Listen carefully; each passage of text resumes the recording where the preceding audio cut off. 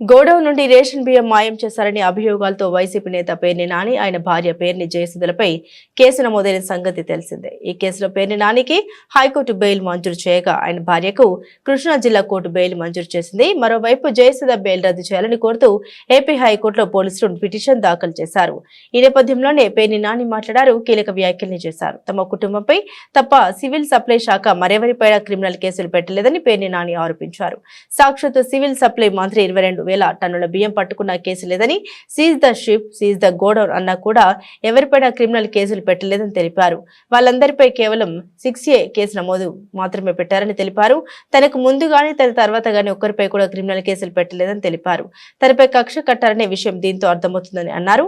తన భార్యను, తన కొడుకుని ఎన్ని ఇబ్బందులు పెట్టినా ఎదుర్కొంటామని తెలిపారు. అవసరమైతే జైలుకు వెళ్దామని తన భార్య కూడా చెబుతోందని అన్నారు. కేసులకు భయపడలేదని తెలిపారు.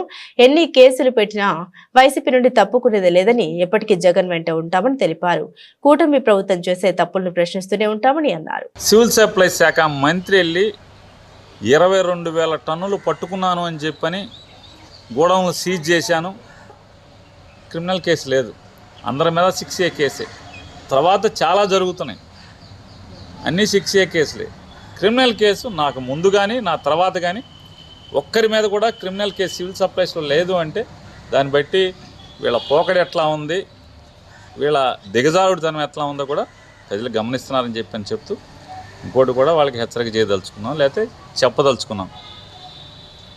నన్ను, నా భార్యని, కొడుకుని మీరు వేధించినా, మానసికంగా ఒత్తిడి చేసినా, మమ్మల్ని జైల్లో పెట్టినా, నా భార్య కూడా ఒకటి చెప్తుంది, అవసరమైతే మనం జైలుకి వెళ్దాం,